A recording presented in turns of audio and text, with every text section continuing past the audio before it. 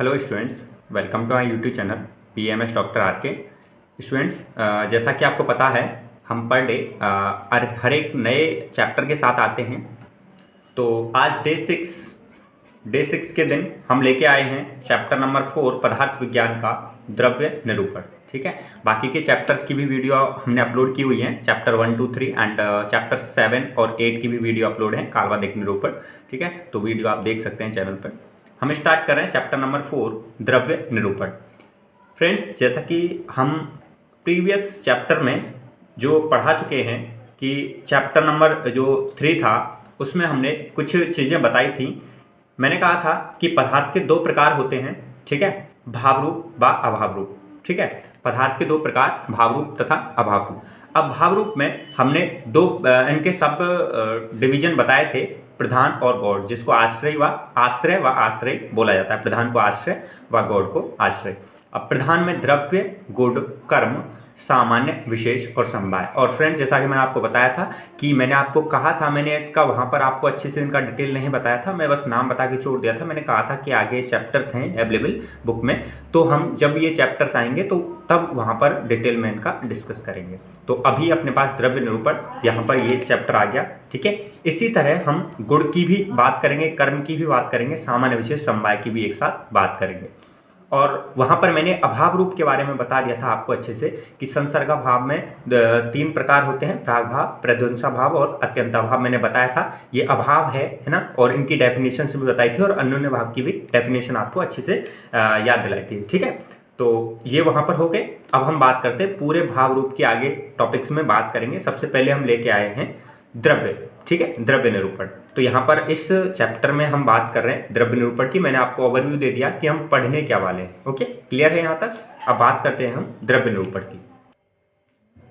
तो द्रव्य की निरुक्ति, सबसे पहला टॉपिक एंड क्वेश्चन इससे आएगा। द्रव्य की निरुक्ति लिखिए 1 नंबर का। ठीक है, तो और ऐसे होता है कि 5 नंबर का क्वेश्चन हो तो उसमें 1 नंबर का क्वेश्चन द्रव्य की निरुक्ति लिखते हुए द्रव्य के लक्षण लिखिए, ऐसे करके क्वेश्चंस भी आते हैं। ठीक है, तो ऐसे ये 1 नंबर का क्वेश्चन हो गया। ठीक है, आपको बस ये लाइन ध्यान रखनी है, आपका 1 नंबर फिक्स है। क्या लिखना है? ध्रुवगतो धातु में, ठीक है ना, ध्रुवगत धातु में यत प्रत्यय का जब एडिशन होता है तो क्या बनता है? द्रव्य बनता है। ठीक है, द्रव्य बनता है। ध्रुवगतो धातु में यत प्रत्यय का जब एडिशन होता है तो द्रव्य बनता है। अच्छा, इसका एक श्लोक भी है, बेसिकली आपको बस वो ध्यान नहीं रखना है। ठीक है, कि जैन दर्शन के अनुसार ध्रुव धातु से द्रव्य की निष्पत्ति होती है और श्लोक होता है जैसे द्रव्यते गच्छति परिणामम वीक्ष्मणति इति द्रव्यम, ऐसे करके श्लोक है, पर कुछ काम का नहीं है। बस आपको इतना ध्यान रखिए, द्रव्य की निरुक्ति और अपना 1 नंबर क्लियर यहाँ पर। अब नेक्स्ट बात करते हैं द्रव्य का लक्षण, या नेक्स्ट क्वेश्चन कह लीजिए या नेक्स्ट टॉपिक कह लीजिए, एक ही बात है। क्वेश्चन ऐसे ही आएगा, द्रव्य की निरुक्ति लिखते हुए द्रव्य का लक्षण लिखिए, ऐसे करके क्वेश्चन आएगा। द्रव्य का लक्षण लिखिए, ऐसे भी 2 नंबर का क्वेश्चन आ सकता है। ठीक है, और आपके टर्म टेस्ट में बहुत ज़्यादा इंपॉर्टेंट है, इससे क्वेश्चन आएगा ही आएगा। और इसमें से भी मैं आपको बता दूँ, आपको ये सबसे ज़्यादा टीचर्स कराएंगे। ठीक है, इसको आपको याद ही हो जाएगा ये वाला जो श्लोक है। क्या लिखा हुआ है? यत्रासिता, जहाँ पर, यत्र आश्रित है, जहाँ पर आश्रित है, कर्म गुणा, कर्म और गुण, कारणम समवायी, यत तत् द्रव्यम, वह क्या है? द्रव्य है। जहाँ पर कर्म और गुण समवायी संबंध के साथ क्या हो? आश्रित हो, किसके साथ? द्रव्य के साथ। ठीक है, मैं आपको समझा देता हूँ कि जो समवायी संबंध का मतलब होता है कि एडिशन। आप एक तरह से समवायी का मतलब होता है एडिशन, जहाँ पर एडिशन होता है किसका? द्रव्य का, किसमें? कर्म और गुण में। ध्यान रखिए, हमेशा मैंने आपको एक वैधम्य में बताया था। ठीक है, इससे जस्ट चैप्टर नंबर 3 में गुणों का साधम्य वैधम्य में आपको बताया था मैंने कि वैधम्य में मैंने आपको एक टॉपिक, एक लाइन बताई थी कि जो द्रव्य होता है वो कर्म और गुण, मतलब जो अपने पास द्रव्य में कर्म और गुण समवायी संबंध रहते हैं, लेकिन कर्म और गुण में द्रव्य नहीं होता है। ठीक है, ऐसे मैंने एक आपको लाइन बताई थी, तो उसको अच्छे से ध्यान रखिएगा कि जो द्रव्य होता है, द्रव्य में आश्रित कौन रहता है? कर्म और गुण, ठीक है। इनका एडिशन होता है कर्म और गुण का द्रव्य में, और जब इनका एडिशन होता है, समवायी संबंध होता है, तो वो क्या होता है, द्रव्य कहलाता है। तो ये किसके अनुसार थी, चरक के अनुसार, ठीक है। सुश्रुत के अनुसार भी है और एक वैशेषिक दर्शनकार के भी अनुसार है। लगभग तीनों डेफिनेशन सेम सी है, मैं आपको बता देता हूँ। यत्रासिता कर्म गुणा कार्डम समवायी यत तद द्रव्यम। आपको इसका थ्योरी भी नहीं पता होगा तो श्लोक याद कर लीजिए, काम चल जाएगा। फिर भी श्लोक पढ़ने से सिंपल डेफिनेशन निकल के आ रही है। जहाँ पर कर्म और गुण कार्डम समवायी, जहाँ पर समवायी संबंध के साथ द्रव्य के साथ आश्रित होते हैं, वह क्या है, द्रव्य कहलाता है, ठीक है। सेकंड है अपने पास द्रव्यम लक्षणम तु क्रिया गुणवत् समवायी कार्डम इति, ठीक है। समवायी कार्डम इति, द्रव्य लक्षण, द्रव्य का लक्षण क्या है, तु क्रिया गुणवत्, क्रियावान और गुणयुक्त, ठीक है। क्रिया युक्त हो और गुणयुक्त हो, समवायी कार्डम इति, ठीक है। और समवायी संबंध में होना चाहिए, यानी कि क्रिया भी होनी चाहिए, क्रिया युक्त होना चाहिए द्रव्य, और गुण युक्त होना चाहिए द्रव्य। वह समवायी संबंध में होने चाहिए, दोनों क्रिया और गुण दोनों समवायी संबंध में, यानी कि दोनों का एडिशन हो किसमें, द्रव्य में। वही अपने पास क्या कहलाता है, द्रव्य का लक्षण है, वही द्रव्य है, ठीक है। अब अपने पास एक और डेफिनेशन है द्रव्य के लक्षण की, किसके अनुसार, वैशेषिक दर्शन अनुसार, क्रिया गुणवत् समवायी कार्डमिति द्रव्य लक्षण। वही सेम डेफिनेशन चले आ रही है कि जहाँ पर क्रिया और गुण समवायी कार्ड के साथ हों, वह अपने पास क्या है, द्रव्य है। तो नॉर्मल डेफिनेशन है और नॉर्मल का एक्सप्लेनेशन है, तो वही अपने पास द्रव्य का लक्षण हो गया, ओके। अब नेक्स्ट है अपने पास टॉपिक द्रव्य की संख्या, ठीक है। तो द्रव्य की संख्या कितनी बताई गई है, तो इसके लिए आपको एक श्लोक ध्यान रखना है, ठीक है। और मैं आपको बार बार वही रिकॉल कराता हूँ कि मैं वही श्लोक बता रहा हूँ जो आपको ध्यान रखना है। अभी तक मैंने केवल आपको 2 श्लोक बताए हैं, एक तो द्रव्य के लक्षण से रिलेटेड, यत्रासिता कर्म गुणा कार्डम समवायी यत द्रव्यम, एंड सेकंड है अपने पास द्रव्य संख्या से रिलेटेड, आपको याद हो जाना चाहिए, ठीक है।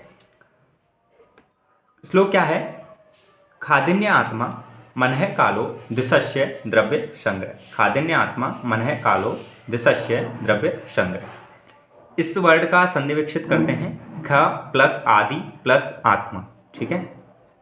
ख प्लस आदि प्लस आत्मा,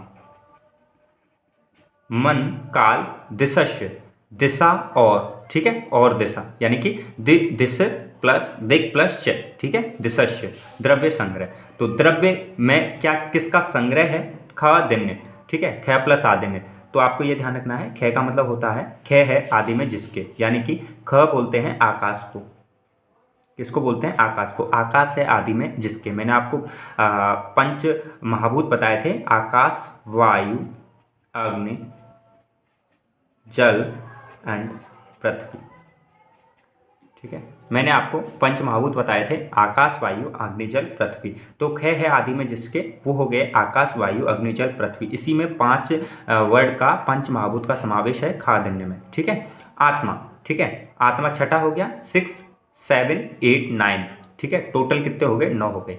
खादिन्य यानी कि आकाश, वायु, अग्नि, जल, पृथ्वी, आत्मा, ठीक है, छठवां। मन है, मन, कालो, काल, दिशस्य, दिशा और दिशा, ठीक है। ये टोटल 9 द्रव्यों का संग्रह है, ठीक है। अब जो ये 9 द्रव्य हैं, इनको बोला जाता है कारण द्रव्य, कारण द्रव्य।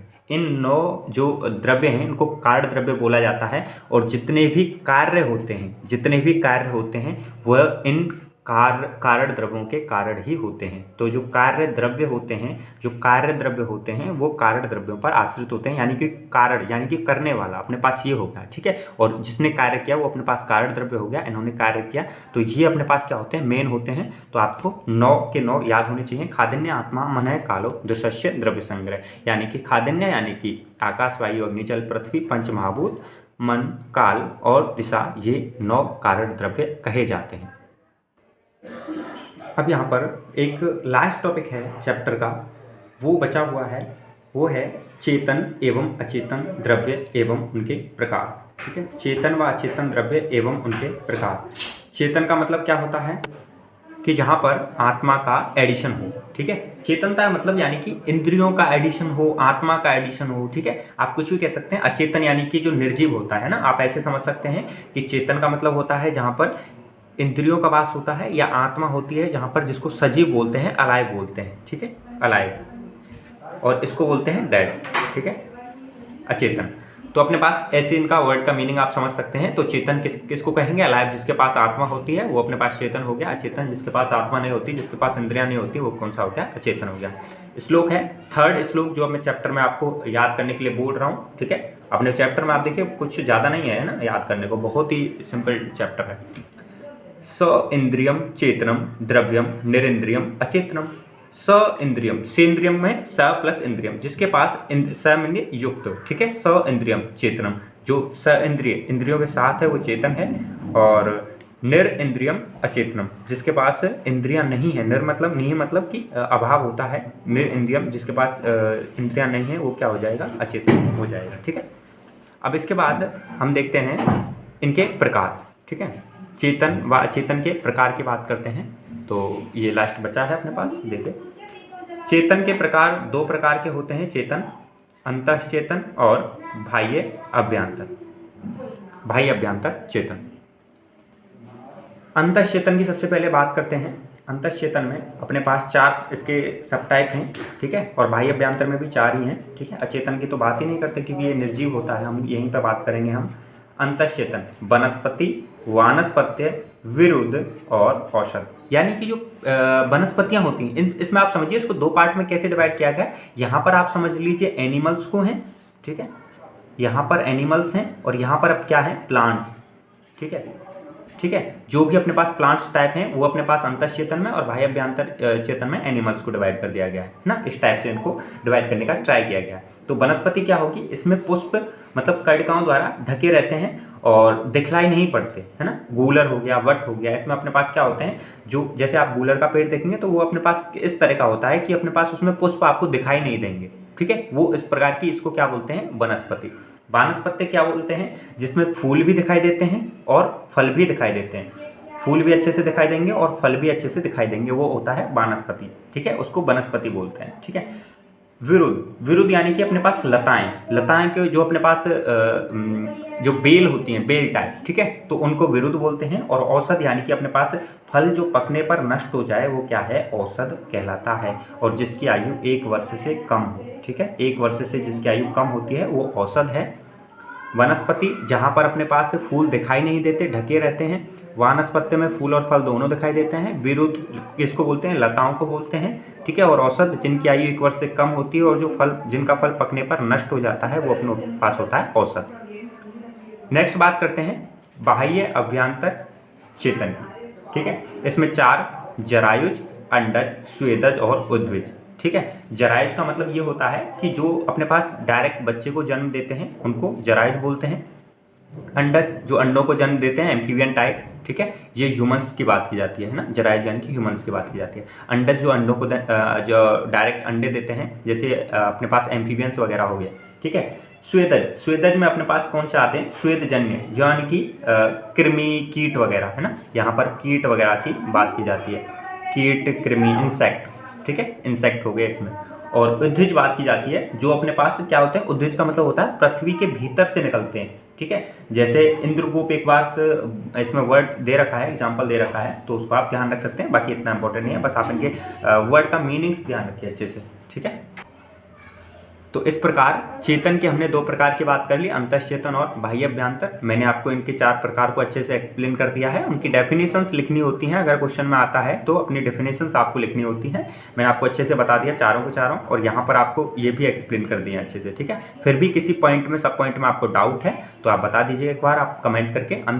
अचेतन को हम डिवाइड नहीं करते हैं। अचेतन का मतलब वो होता है जिसके पास अपने पास चेतनता नहीं होती, जहाँ पर इंद्रियाँ नहीं होती हैं, वो अचेतन है। और ये है रस, कितने प्रकार के होते हैं? 6 प्रकार के, मधुर, अम्ल, लवण, कटु, तिक्त, कसाय, ठीक है। ये अपने पास ऐसे ही मैंने साइड में लिख दिया, बस आप ध्यान रखिए। आगे बहुत चीज़ें हैं आपको ध्यान रखने की, है ना। तो ये आते रहेंगे ऐसी चीज़ें, है ना, आपके बॉक्स में, तो वो चीज़ें आप साइड में बुक में लिख लीजिएगा, ठीक है।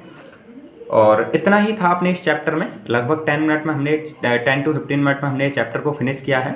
और इसके बाद हम लेके आ रहे हैं, इसके बाद द्रव्य के बाद गुण वाला चैप्टर, ओके। तो चैनल पे इसी तरह और अष्टांग से रिलेटेड भी जल्दी हम वीडियो अपलोड करने वाले हैं। बाकी आप चैनल के साथ बने रहिएगा। Thank you so much.